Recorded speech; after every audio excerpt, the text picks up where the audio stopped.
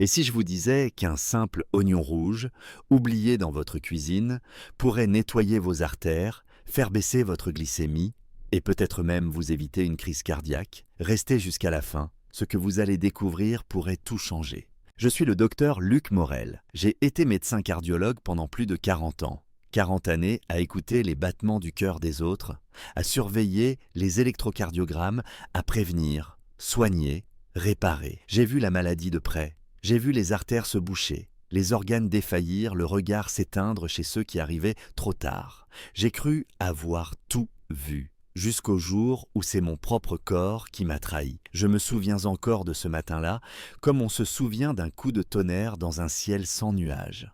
C'était un lundi d'hiver, il faisait froid, un silence presque pesant régnait dans ma maison d'Angers. Je m'étais levé sans méfiance, pensant commencer une journée banale. Et pourtant, quelque chose clochait. Mes jambes étaient lourdes, mon souffle court. Une simple montée d'escalier a suffi à me faire vaciller. Je me suis agrippé à la rampe, le cœur battant trop vite, un vertige lancinant dans les tempes. Je n'ai rien dit à mon épouse, par réflexe. Le vieux réflexe du médecin qui minimise, qui repousse l'évidence. Mais au fond de moi, je savais. J'ai pris ma tension, j'ai vérifié mon pouls. Tout semblait presque normal, en surface. Et pourtant, une peur sourde s'est installée. La peur de l'accident, de l'AVC, de l'infarctus qui guette, silencieux, tapis dans l'ombre de nos habitudes. Ce matin-là, j'ai compris quelque chose de terrible. Ce n'était pas une crise cardiaque, ce n'était pas une urgence brutale.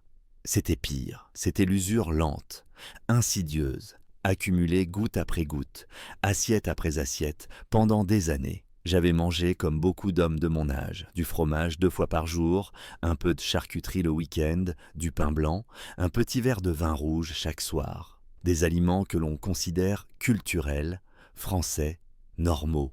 Mais dans un corps de 65 ans, ces choix-là ne sont plus sans conséquences. En quelques semaines, mes analyses ont parlé plus fort que mes symptômes. Glycémie instable, cholestérol LDL en hausse, marqueur inflammatoire anormalement élevé. Je n'étais pas encore malade, mais j'étais en train de le devenir à petits pas, sans bruit. Et dans cette lucidité brutale, une vérité m'a frappé. Ce ne sont pas les médicaments qui m'ont sauvé, c'est l'assiette. C'est ce que je vais vous raconter ici, car ce que j'ai découvert, testé et vécu, je ne l'ai jamais appris à la faculté de médecine. Aucun professeur ne m'a enseigné que l'on pouvait inverser un prédiabète, désengorger des artères, réduire l'inflammation chronique avec des légumes, des graines, des fruits et des épices. C'est pourtant exactement ce que j'ai fait, et c'est ce que je veux vous transmettre aujourd'hui, non pas comme une leçon, mais comme un témoignage. Je n'ai plus de blouse blanche, mais j'ai encore la parole d'un médecin et l'honnêteté d'un homme qui revient de loin. Il existe une recette à base d'oignons rouges, de curcuma et d'huile d'olive. Elle est d'une simplicité enfantine.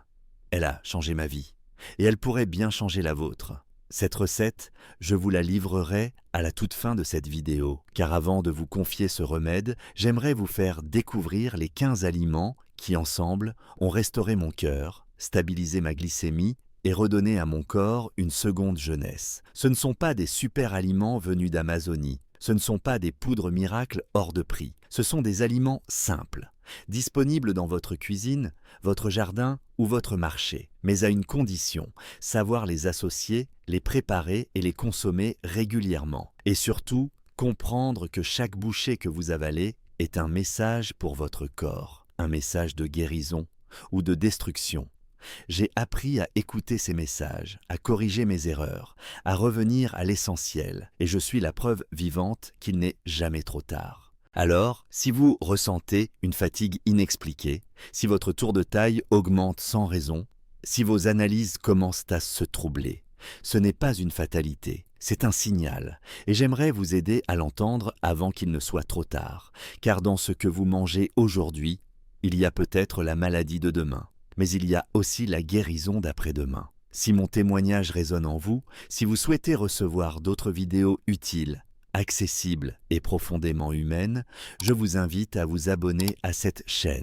Cela m'encourage à continuer, à creuser, à partager encore plus d'outils concrets pour mieux vieillir, avec dignité et force. Et maintenant, Pour commencer ce voyage ensemble, je vous pose une simple question.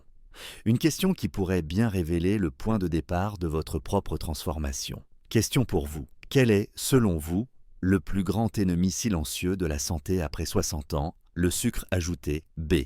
L'inflammation chronique. Dites-moi votre réponse en commentaire. A ou B. Je lis chacun de vos messages et je vous répondrai dans la prochaine vidéo. Nous commençons ici un chemin de vérité, de science et d'espoir. Lorsque j'ai commencé à repenser toute mon alimentation, ce n'était pas par curiosité scientifique, ni par envie de changement. C'était par nécessité. Mon corps m'avait lancé un ultimatum. Et moi, médecin depuis plus de 40 ans, j'ai dû humblement reconnaître que je ne savais pas comment répondre autrement qu'avec des ordonnances. Mais ce que je cherchais, ce n'était pas une pilule de plus. C'était un retour à l'équilibre. Un apaisement intérieur. Et c'est dans la simplicité de certains aliments que j'ai trouvé ce que ni la pharmacopée ni la technologie ne m'avaient jamais vraiment offert. Une stabilité douce, durable, naturelle. Je me suis alors plongé dans l'étude des aliments qui agissent comme des régulateurs métaboliques. Ceux qui n'ont pas besoin d'être brevetés pour être puissants. Ceux que la nature a conçus pour nous soutenir. Pas pour nous séduire. Et parmi tous ceux que j'ai intégrés dans mon quotidien, 6 m'ont profondément marqué. Parce que leurs effets ont été concrets, visibles, presque mesurables. Et surtout parce qu'ils m'ont permis de retrouver une sensation que je croyais perdue. La légèreté, aussi bien physique que mentale. Je pense d'abord à ce légume oublié, que j'avais longtemps relégué au rayon bio des magasins spécialisés. Le choucal. Lorsqu'il est bien préparé, légèrement sauté à l'ail ou simplement cru avec du citron, il devient une arme redoutable contre les excès. Sa richesse en fibres solubles ralentit l'absorption du sucre et du cholestérol. Mais ce qui m'a le plus frappé, c'est sa capacité à me rassasier. Grâce à lui, mes envies compulsives d'aliments sucrés entre les repas ont disparu presque sans effort. Et mes pics de glycémie se sont aplanis avec une régularité que même la metformine ne m'avait pas garantie à l'époque. L'avocat a été une autre révélation. Ce fruit que l'on pensait trop gras, trop calorique, et si c'était ça, s'est révélé être une source de gras intelligent, ceux qui dialoguent avec nos cellules, qui réparent en silence. Riche en acides gras monoinsaturés, il a non seulement amélioré mon profil lipidique, mais m'a aussi permis de retrouver une clarté mentale que je ne soupçonnais plus. Car oui, un cerveau bien nourri est un cerveau calme. Et un cœur bien irrigué est un cœur qui respire. Manger un demi-avocat avec un filet de citron et une pincée de sel de mer est devenu mon rituel de fin de matinée. Simple, satisfaisant, apaisant. Je me dois aussi de parler de la fraise, ce petit fruit rouge, si modeste, si discret. On l'associe souvent à la gourmandise, à l'enfance, rarement à la prévention cardiovasculaire. Et pourtant, sa richesse en antioxydants, notamment en anthocyanine, est impressionnante. Ces composés agissent comme des boucliers pour les vaisseaux sanguins. En les intégrant dans mes petits déjeuners, avec du yaourt nature et quelques graines, j'ai remarqué non seulement une amélioration de ma digestion, mais aussi une meilleure récupération après l'effort. Les fraises ne provoquent pas de pic glycémique. Elles accompagnent le corps avec délicatesse. Elles nourrissent sans brusquer. Mais si je devais choisir un fruit médical par excellence, ce serait la pomme. Manger une pomme entière, avec sa peau, est un acte de santé en soi. La pectine qu'elle contient forme un gel dans l'intestin, qui ralentit l'assimilation des sucres et des graisses. Cela apaise le pancréas, libère le foie et équilibre le microbiote. Je me souviens d'un jour où, en consultation, j'avais prescrit à un patient prédiabétique 2 pommes par jour, en plus d'une alimentation adaptée. 3 mois plus tard, sa courbe glycémique avait chuté de manière significative, sans aucun médicament. Ce jour-là, j'ai compris que la médecine commençait dans le verger. L'orange, ensuite, mais attention, avec sa pulpe. Il ne faut pas la presser en jus clair, comme le font tant de gens pressés. Car c'est dans les fibres, dans cette matière blanche parfois négligée, que résident ses vrais pouvoirs. La vitamine C qu'elle apporte est essentielle, certes, mais c'est l'hespéridine. Ce flavonoïde qu'on retrouve dans l'écorce et la pulpe, qui améliore la flexibilité des vaisseaux. C'est lui qui prévient l'agrégation plaquettaire, qui facilite la circulation, Grâce à l'orange, j'ai pu réduire certaines douleurs liées à la mauvaise circulation dans les jambes. Et ce, simplement en la mangeant entière, lentement, chaque matin. Enfin, le citron. Celui-là est un pilier. Il m'a aidé à reconstruire mon équilibre acido-basique. Une simple eau tiède citronnée, à jeun, a changé ma digestion. Elle a relancé mon transit, diminué mes remontées acides, nettoyé mon foie. Le citron n'est pas un aliment spectaculaire, mais il agit profondément. Il prépare le terrain pour tout ce qui suit. Il ouvre les portes du métabolisme. Ces 6 aliments, je les ai choisis pour leur constance, pour leur discrétion. Ils ne font pas de bruit, mais ils réparent, ils équilibrent, ils harmonisent. Et dans un monde saturé de stimulation, de sucre caché, de gras oxydés, ils sont une réponse apaisée à un corps sursollicité. Ce ne sont pas des aliments à la mode. Ce sont des remèdes quotidiens, des alliés fidèles. Et quand on commence à les voir ainsi, quelque chose change. Non seulement dans notre physiologie, mais dans notre rapport à nous-mêmes.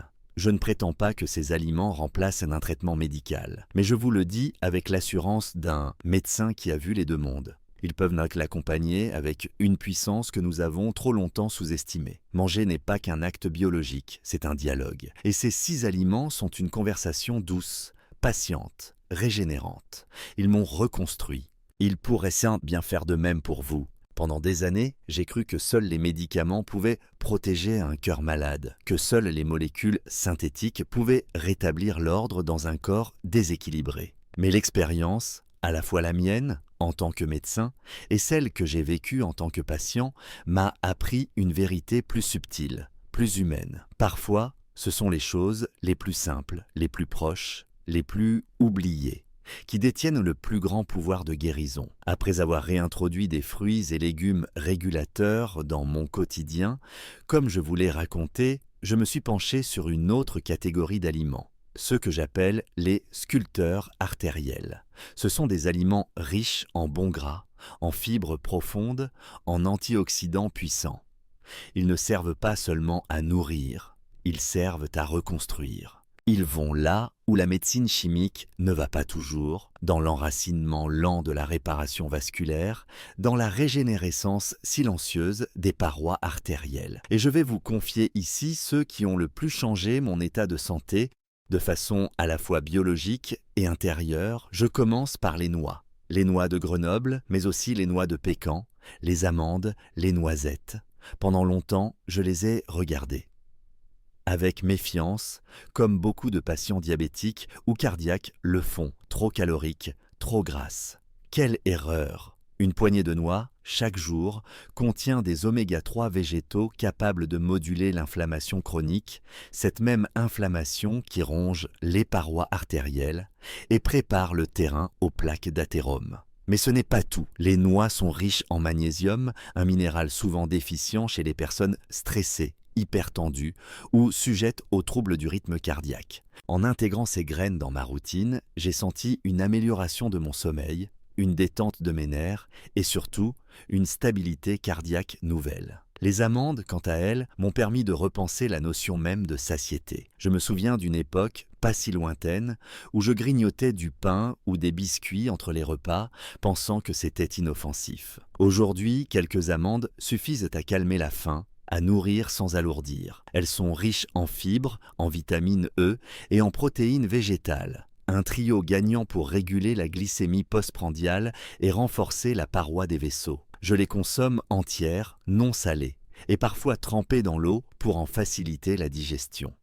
Ce sont de véritables piliers dans ma stratégie alimentaire. Mais l'un des aliments les plus surprenants, c'est le raisin noir, celui avec la peau épaisse et parfois même les pépins. Je l'avais souvent écarté de mon alimentation à cause de sa teneur en sucre naturel. Mais le raisin noir est un paradoxe magnifique. Malgré sa douceur, il contient un antioxydant appelé resveratrol, que la science associe à la longévité et à la protection cardiovasculaire. Le resveratrol agit comme un gardien des cellules endothéliales, celles qui tapissent nos artères et régulent la circulation. Depuis que j'ai intégré le raisin noir, en petite quantité, Avec la peau et parfois dans des infusions ou des salades, j'ai observé une baisse de ma tension artérielle et une amélioration de ma concentration. Car oui, un cœur bien irrigué, c'est aussi un cerveau bien oxygéné. Un autre pilier de mon alimentation réparatrice est devenu l'avoine complète. Pendant longtemps, je la considérais comme un aliment banal, fade. Je me trompais. L'avoine contient des bêta-glucanes, des fibres solubles qui forment un gel dans l'intestin, piégeant le cholestérol et ralentissant l'absorption du glucose. Ce mécanisme est simple, mais d'une efficacité redoutable. Depuis que je prépare chaque matin une bouillie d'avoine agrémentée de fruits rouges et de graines de lin, mes résultats de laboratoire se sont stabilisés. Mon taux de LDL a chuté, ma glycémie à jeun est redevenue normale et je ressens une énergie constante tout au long de la journée sans les fameuses baisses de régime de fin de matinée. Puis il y a eu les haricots noirs. Je les avais négligés, les reléguant aux cuisines traditionnelles, aux plats familiaux d'autrefois. Mais j'ai redécouvert en eux une force discrète. Riche en fibres solubles, en protéines végétales et en minéraux essentiels comme le fer et le potassium, le haricot noir agit comme un stabilisateur glycémique naturel. Il nourrit le microbiote, réduit l'index glycémique du repas et apporte une sensation de satiété durable. Dans ma propre pratique alimentaire, je les ai associés à du riz complet, à des herbes fraîches et à un filet d'huile d'olive. Résultat, un plat simple, complet, nourrissant et profondément thérapeutique. Enfin, je voudrais souligner que l'ensemble de ces aliments m'a permis de rompre avec une logique punitive de la nutrition. Ce n'est pas un régime, ce n'est pas une contrainte, c'est un choix actif de réparation. C'est une manière de redonner au corps les matériaux qu'il réclame pour cicatriser de l'intérieur. En tant que médecin, j'ai longtemps sous-estimé cette dimension. J'ai pensé que l'alimentation était un support, un plus. Je sais aujourd'hui que c'est parfois le fondement. Sans elle, aucun traitement ne tient longtemps. Avec elle, certains traitements deviennent même secondaires. Je n'ai jamais prétendu guérir par la nourriture seule, mais je sais désormais qu'elle est la première médecine. Et ces aliments-là, ces aliments modestes, riches en gras sains, en fibres, en molécules protectrices, ont changé le cours de ma santé. Ils ont nettoyé mes artères, apaisé mes inflammations, stabilisé mon pancréas. Ils m'ont rendu ma force et ma confiance. Et si je vous les recommande aujourd'hui, ce n'est pas par mode ou par idéologie. C'est parce que je les ai expérimentés, parce qu'ils ont, à leur manière, prolongé ma vie et qu'ils pourraient en bien faire de même pour la vôtre. J'aimais la précision, la rigueur, les protocoles bien définis. J'avais foi dans la science pure, dans les chiffres, les molécules, les essais cliniques randomisés. C'est cela qu'on nous enseignait. Et c'est cela que j'ai appliqué, avec une forme de dévouement honnête, pendant des décennies. Mais avec le temps, avec l'âge, et surtout avec l'expérience du corps qui fatigue, du souffle qui se raccourcit, de l'énergie qui décline. J'ai compris une chose que peu de livres disent clairement. Il existe, au-delà de la science moderne, une sagesse paysanne, ancienne, intuitive, qui contient parfois plus de vérité que nos manuels les plus récents. J'ai redécouvert cette sagesse lorsque mon propre corps a commencé à faiblir, lorsque les traitements classiques atteignaient leurs limites, lorsque je ne cherchais plus seulement à prescrire, mais à comprendre. Et dans ce cheminement, j'ai été profondément bouleversé par 3 aliments que j'avais toujours regardés comme secondaires, voire insignifiants. 3 aliments que mes grands-parents cultivaient avec simplicité, que les anciens consommaient presque sans y penser, mais qui, en réalité, contiennent une puissance de réparation que j'avais oubliée. C'est cette redécouverte que je veux vous partager aujourd'hui. Le premier de ces aliments, c'est l'igname. Dans ma jeunesse, je le voyais comme un féculent rustique, réservé aux cuisines rurales ou exotiques. Mais l'igname est bien plus que cela. Sa richesse en fibres, en antioxydants et en vitamines du groupe B, en particulier la vitamine B6, en fait un véritable aliment thérapeutique. Ce qui m'a le plus frappé, c'est son effet sur ma stabilité mentale et émotionnelle. Vous savez, à partir d'un certain âge, ce ne sont pas seulement les douleurs physiques qui pèsent. Ce sont les petites irritabilités, les troubles du sommeil, cette impression d'être moins clair, moins centré. L'igname, consommé régulièrement, a eu sur moi un effet d'apaisement que je n'attendais pas. Il m'a redonné une forme de stabilité intérieure, une constance dans l'énergie, une clarté dans la pensée. J'en fais des purées légères, des soupes réconfortantes ou simplement des tranches cuites à la vapeur avec un filet d'huile d'olive. C'est devenu un aliment pilier de mes repas d'hiver. Puis il y a le brocoli. Celui-là, bien sûr, je le connaissais déjà. Je l'avais recommandé 1000 fois à mes patients pour ses fibres, ses vitamines, son rôle protecteur contre le cancer. Mais je ne l'avais jamais vraiment intégré à ma propre alimentation avec régularité. Je le considérais encore comme un accompagnement vert, utile mais sans importance centrale. Jusqu'au jour où je me suis intéressé de près au sulforaphane, ce composé actif qu'il contient, capable de stimuler les enzymes de détoxification du foie, de réduire l'inflammation chronique et de protéger les parois vasculaires contre les agressions oxydatives. C'est là que j'ai compris que le brocoli n'était pas un légume parmi d'autres. C'était un agent de défense, un activateur silencieux de guérison. Depuis, je le cuis à la vapeur douce pour préserver ses nutriments, je le mélange à des œufs, à du quinoa, à des légumineuses, il est passé de la marge au centre de mon assiette. Et j'ai vu la différence, notamment dans mes marqueurs hépatiques et dans la qualité de ma peau, plus nette, moins sèche, plus lumineuse. Mais l'aliment qui m'a sans doute le plus bouleversé, c'est l'ail. Depuis l'enfance, j'en connaissais l'odeur, le goût fort, parfois trop fort. Je l'associais aux remèdes de grand-mère, aux infusions contre le rhume, aux plats rustiques. Je n'avais jamais mesuré la profondeur de son action, car l'ail, cru ou légèrement écrasé, contient de l'allicine, un composé sulfuré à l'effet vasodilatateur, antibactérien et surtout anti-inflammatoire puissant. Ce que la médecine moderne commence à confirmer par des études, la tradition l'a compris depuis des siècles. J'ai commencé à consommer chaque matin une gousse d'ail cru, finement hachée, mélangée à un peu d'huile d'olive et de citron. C'était difficile au début, mais très vite, j'ai senti un effet sur ma tension, sur ma digestion, sur mon niveau d'alerte mentale. L'ail agit comme un nettoyeur. Il libère, il purifie, il fluidifie. J'ai même conseillé cette habitude à plusieurs anciens patients souffrant de légères arythmies ou de cholestérol élevé. Et leurs retours ont été étonnants. Ce qui relie ces trois aliments, igname, brocoli, ail, c'est leur humilité. Ils n'ont pas le prestige du saumon sauvage ou des baies exotiques. Ils ne font pas la une des magazines. Mais ils agissent en profondeur, en silence.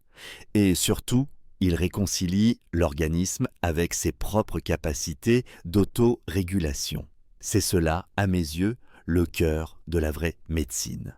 Aider le corps à se souvenir qu'il sait se réparer, qu'il sait retrouver l'équilibre, pour peu qu'on lui offre les bons leviers. Aujourd'hui, à mon âge, je ne cherche plus les solutions spectaculaires. Je cherche la continuité, la régularité, la cohérence. Et ces trésors cachés de la tradition paysanne me l'apportent chaque jour. Ils sont la preuve vivante que le progrès n'est pas toujours dans ce qui est nouveau, mais parfois dans ce que l'on avait négligé. Mon conseil, en tant que médecin, mais aussi comme homme vieillissant en paix avec son corps, revenez à ses racines, redonnez-leur une place sur votre table. Et observez ce qui se transforme, non pas en une semaine, mais sur la durée. Car c'est cela, la beauté du vivant, ce qui prend du temps et souvent ce qui dure le plus. Je me souviens très bien du jour où j'ai préparé pour la première fois ce plat. C'était un soir d'automne. Il faisait froid, j'étais seul dans ma cuisine, les mains un peu tremblantes, fatigué de cette journée trop longue, le cœur ralenti par une lassitude que je ne savais plus nommer. J'avais lu quelques lignes dans un vieux recueil de remèdes traditionnels, j'avais fouillé mes placards, rassemblé ce que j'avais sous la main. Un oignon rouge, du curcuma, de l'huile d'olive. Et ce que j'ai cuisiné ce soir-là, sans le savoir encore, allait devenir pour moi bien plus qu'un simple repas. C'était le début d'un nouveau souffle. Je suis médecin. J'ai toujours cru en la précision, dans la logique, dans la rigueur scientifique. Mais à ce moment précis, je n'avais pas besoin d'un traitement. J'avais besoin de chaleur, de simplicité, d'un acte de soin venu du quotidien. Et cette recette d'oignon rouge, à la fois ancienne, humble et étonnamment puissante, m'a apporté bien plus que je ne l'imaginais. Je vais vous la décrire dans un instant, mais avant cela, laissez-moi vous expliquer pourquoi elle est si particulière. L'oignon rouge est l'un des aliments les plus sous-estimés de nos cuisines. On l'utilise comme base aromatique, comme garniture, comme accessoire du goût, rarement comme ingrédient principal. Et pourtant, il contient un composé, la quercétine, dont les effets anti-inflammatoires et vasoprotecteurs ont été documentés par la recherche. Cette molécule agit en profondeur sur l'endothélium, cette fine paroi interne qui tapisse nos artères et qui, avec l'âge, s'enflamme, se fragilise, se rigidifie. Ce que j'ai observé personnellement en consommant régulièrement ce plat, c'est une amélioration progressive de ma circulation. Moins de jambes lourdes, une meilleure récupération à l'effort, un sommeil plus profond. Mon cœur me semblait battre avec plus de fluidité. Je n'exagère rien. Il ne s'agit pas d'un miracle, mais d'un apaisement du corps que je n'avais pas ressenti depuis longtemps. Le curcuma, dans cette préparation, n'est pas là pour la couleur. Il est l'autre pilier de cette alchimie. La curcumine, son principe actif, possède une capacité unique à moduler l'inflammation systémique, à réduire les marqueurs glycémiques, à protéger les cellules du stress oxydatif. Combinée à une pincée de poivre noir qui en augmente la biodisponibilité, elle devient un véritable rempart contre le vieillissement vasculaire. Et puis, il y a l'huile d'olive extra vierge. Ce n'est pas un simple corps gras. C'est un support de principes actifs, un fluide nourricier, riche en polyphénol et en acides gras monoinsaturés. Elle enveloppe les saveurs, elle pénètre les tissus, elle lubrifie les articulations. Elle rend ce plat non seulement curatif, mais aussi profondément réconfortant. Voici donc la préparation. Rien de compliqué, rien de sophistiqué.